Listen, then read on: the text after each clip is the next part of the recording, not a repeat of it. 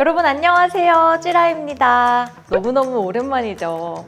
올해도 벌써 마지막 달인데요. 올해는 물심양면으로 여력이 없어서 콘텐츠 제작이 게을렀습니다. 비겁한 변명입니다. 날 쏘고 가라. 정말 죄송합니다. 거두절미하고 앞으로 더 성실하게 최선을 다해서 컨텐츠로 인사드릴게요. 자, 오늘의 기업 따로 신청해주신 분도 있었는데요. 바로 크록스입니다.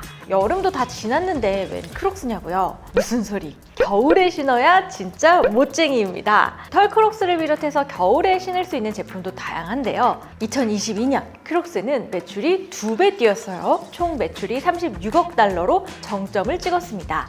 2023년도 매출도 작년보다 12에서 15% 정도 더 성장할 것으로 보이거든요. 또 크록스는 다른 패션 브랜드에 비해서 영업이익률이 28% 상당으로 매우 높습니다. 이유는 잠시 후 살펴보기로 하고요. 오늘은 젠지가 못 읽는다는 크록스 읽어드립니다.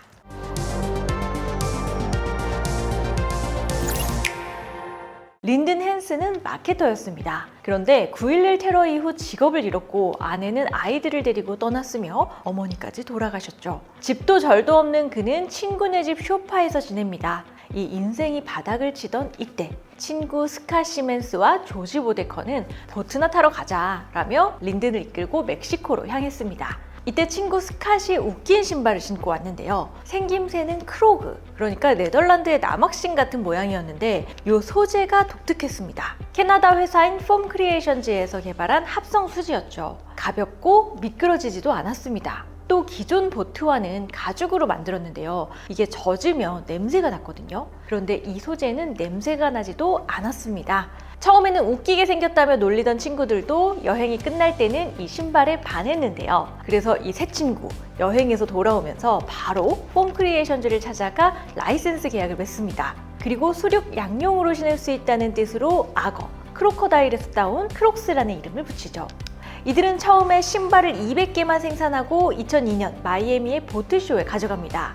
이 보트를 사는 사람들은 이 신발을 한눈에 알아봤고 신발은 완판됐죠. 이 소재는 향균 작용이 있어서 세균이 번식할 수 없었고요. 그 결과 냄새가 나지 않았습니다. 또 체온이 닿으면 발 모양에 맞게 변형이 되는데 이게 들뜸이 없어 매우 편했습니다. 그래서 초기에는 의사들이 학술지에서 수술실에서 신으라고 권장하기까지 했는데요. 그런데 사실 이 소재의 가장 큰 장점은 사출 성형입니다. 즉 찍어내는 방식이라는 거죠. 원래 신발은 봉제와 접착으로 이루어지는 노동 집약적 산업입니다. 디자인에서 출하되기까지 6개월 정도의 시간이 걸리죠. 그런데 크록스는 재료를 형틀에 채워서 냉각하는 방식이라 생산이 빠르고 노동력이 덜 들어가는 만큼 생산 비용이 저렴합니다. 그래서 다른 신발 브랜드에 비해 영업이익률이 높을 수 있는 거죠. 이들은 이 소재에 크록스 라이트라는 이름을 붙였고 2004년에는 아예 폼 크리에이션즈를 인수함으로써 이 소재를 독점합니다.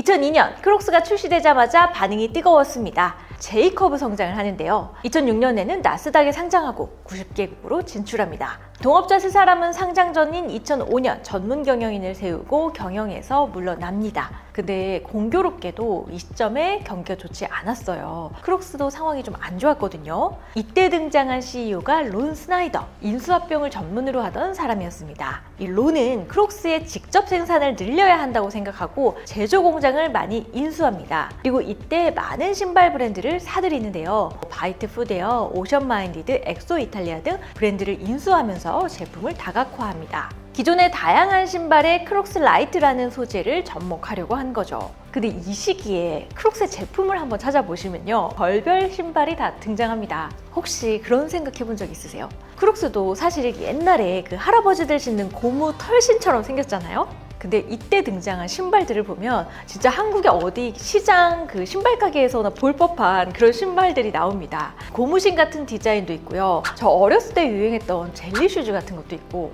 욕시라 같은 슬리퍼도 있고요. 장화도 있어요. 아니 이 정도면 진짜 디자이너가 우리나라에 와서 그 시골 마을 신발 가게를 보고 간 게 아닌가 싶은데요. 이때가 크록스의 암흑기였던 거죠. 그런데 사실은 이 시기에도 우리나라에선 잘 팔렸습니다. 하지만 해외에서는 매우가였어요. 한 방송에서 리포터가 길거리의 시민들에게 크록스 신발을 보여주는데 이게 아무도 크록스 브랜드라는 걸 못 알아봤거든요. 여기에 글로벌 경기 침체까지 더해지면서 2009년에는 주가가 바닥으로 추락했고 크록스는 파산 위기에 놓입니다. 사실 크록스는 탄생 시점부터 못생긴 걸로 구박을 많이 당했습니다. 2007년에는 HBO 앵커인 빌 마허가 방송에서 이렇게 깝니다. 못생긴 그 플라스틱 신발 좀 그만 신어라.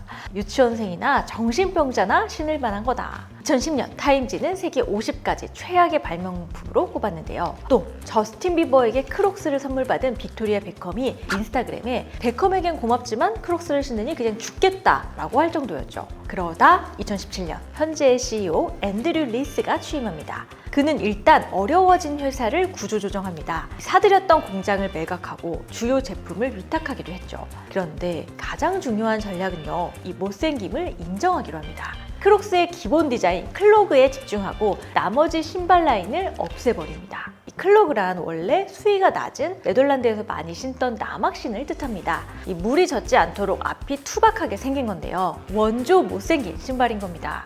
그런데 이 클로그에 집중하기 시작하면서 크록스가 다시 살아납니다. 사실 오늘날 크록스가 이토록 인기를 끈데는 몇 가지 행운과 주요한 마케팅 전략이 있었는데요. 첫째, 어글리 슈즈의 유행.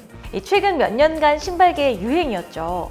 이 아디다스에서 시작해서 한동안은 휠라, 요즘은 호카 오네오네까지 투박하고 두꺼운 맥시멀리스트 신발을 뜻하는데요. 크록스는 제대로 어글리하죠. 사실 젠지가 아닌 사람들이 보기에는 어글리지만 젠지에게 물어보면 이쁘잖아요 라고 대답한다고 합니다. 아무래도 어글리 슈즈의 유행은 나만의 유니크한 인증하기 좋은 젠지의 원앤올리 사랑과 관련이 있어 보이는데요. 그 결과 크록스는 매년 10대를 상대로 하는 브랜드 리서치에서 2017년 38위, 2018년 13위, 2019위에는 7위로 오르면서 껑충껑충 성장했죠. 둘째, 이게 정말 신의 한 수였는데요. 바로 지비치의 등장. 젠지가 좋아하는 원앤올리의 끝판왕이죠. 바로 나만의 크록스를 꾸밀 수 있는 액세서리 지비치의 등장입니다. 근데 이 지비치 처음부터 크록스가 만든 건 아니었어요. 새아이의 엄마였던 셰리 슈멜저. 손재주가 좋은 그녀는 아이들의 크록스에 리본과 액세서리를 달아줍니다. 아이들이 학교에 신발을 신고 갔더니 인기 폭발이었죠.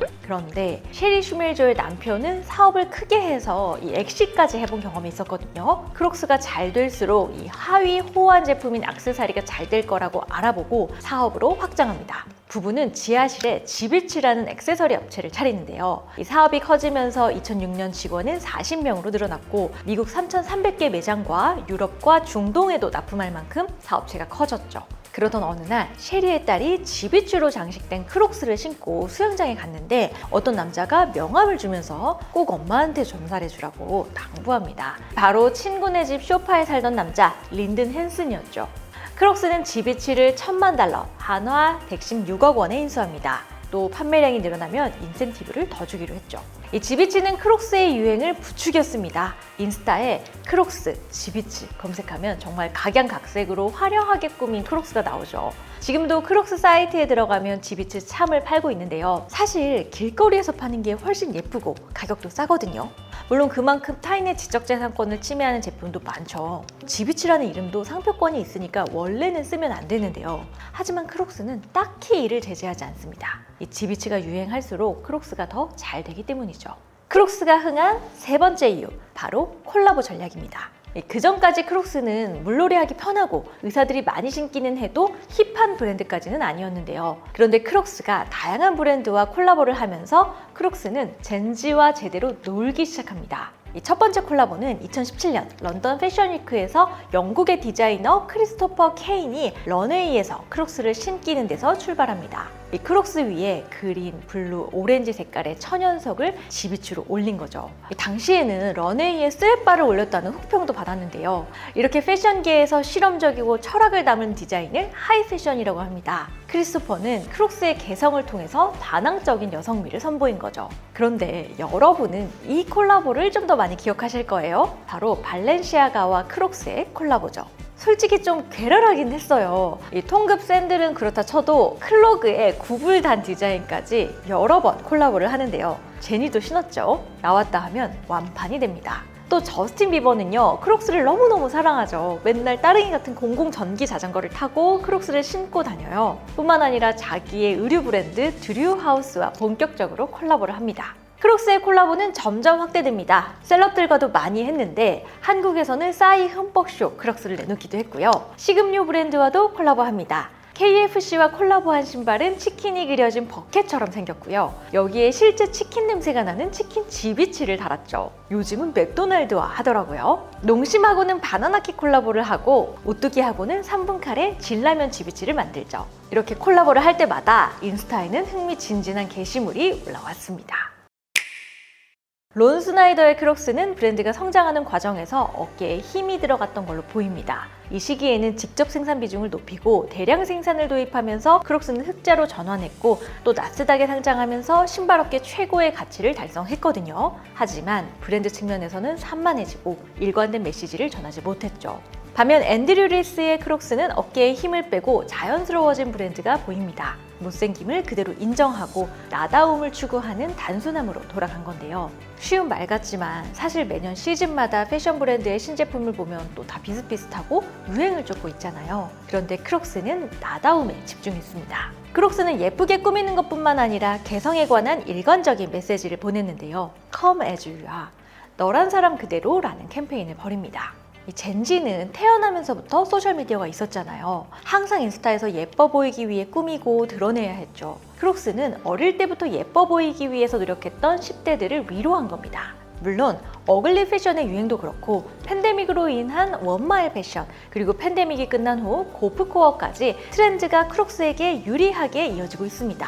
하지만 크록스야말로 Z세대와 가장 잘 놀고 있는 브랜드라는 생각이 듭니다. 게다가 Z세대와 알파세대는 어릴 때부터 크록스를 신고 자라서 크록스의 향수를 느끼는 세대라고 하는데요. 앞으로 크록스가 이들과 어떻게 소통해 나갈지 기대가 되는 대목입니다. 크록스 읽어드렸습니다.